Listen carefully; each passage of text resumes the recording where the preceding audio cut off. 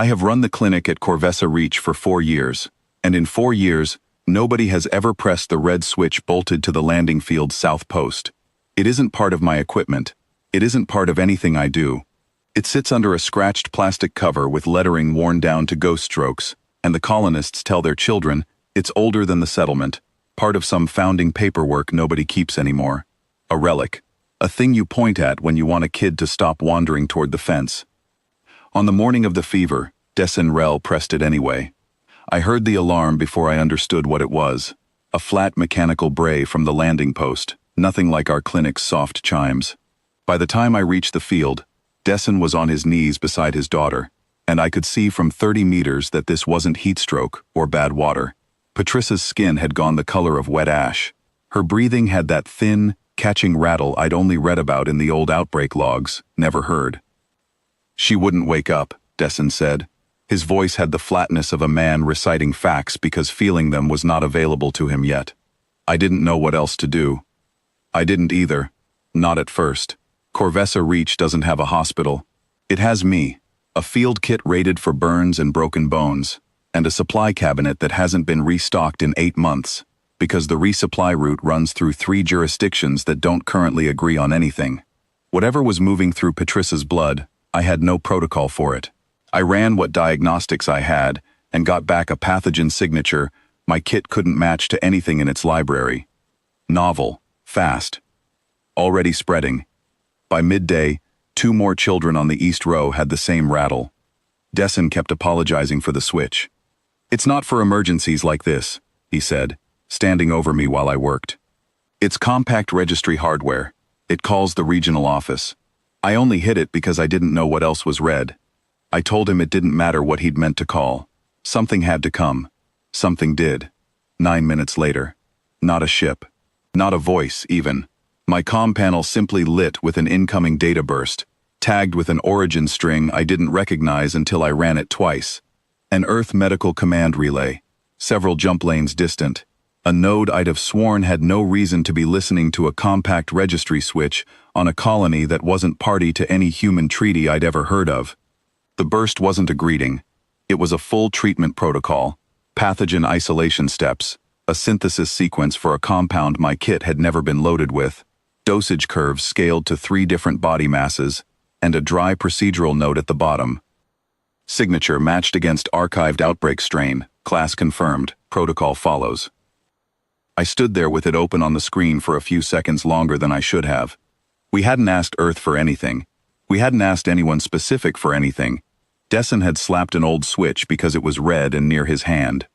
Then Patricia's rattle got worse, and there wasn't time to stand there being confused about it. I built the compound the way the protocol told me to. Out of stock I already had, in combinations I would never have tried on my own authority.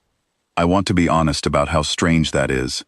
A field medic doesn't improvise unfamiliar synthesis on unconscious children without a second opinion. I did it because the instructions were specific enough and layered enough that they didn't read like guesswork. They read like something that had been done before, successfully, by someone who'd already paid for the knowledge of how. Patricia's breathing eased inside 40 minutes. By evening, the rattle was gone from all 3 children, and the fever, tracked on my kit's crude monitor, was already bending downward. I want to be precise about what that 40 minutes actually looked like, because from the outside, it probably sounds calmer than it was. I mixed the compound in a borrowed mess hall kettle because my synthesis unit couldn't handle the batch size the protocol called for. I dosed Patricia first, because her numbers were worst, then the 2 children on the East Row within the hour, working off nothing but the burst's own math, and my own shaking hands. Twice I stopped and checked the sequence against itself, certain I'd misread a step, and twice the numbers held. Whoever had written that protocol had accounted for a clinic like mine, a kettle, a tired medic, kit that wasn't built for this. The dosage curves weren't theoretical. They were built to be followed by someone exactly as under-equipped as I was, and that, more than anything else that day, told me something about who was on the other end of the channel. Desen didn't say much while I worked. He held his daughter's hand and watched the readouts and didn't ask me who had answered, which I understood. He was busy learning that she was going to live. It wasn't until the next morning, after the other 2 children had stabilized as well, that he came and found me at the clinic door, and asked the question directly. "The switch," he said. "Who did that actually call?" I pulled the burst's origin string back up and showed him. He read it twice, the way I had. "That's not the regional office," he said. "No. That's not even a compact address." "No," I said. "It's Earth's." He sat down on the clinic steps like his legs had made the decision without consulting him. "My grandfather installed that switch," he said slowly. "He told us it was wired into the founding registry. Regional aid, in case the settlement ever needed backup we couldn't call ourselves.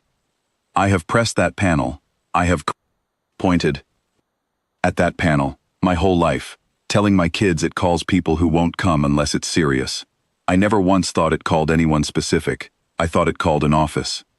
Somebody signed something a long time ago," I said, because that was the only explanation I had.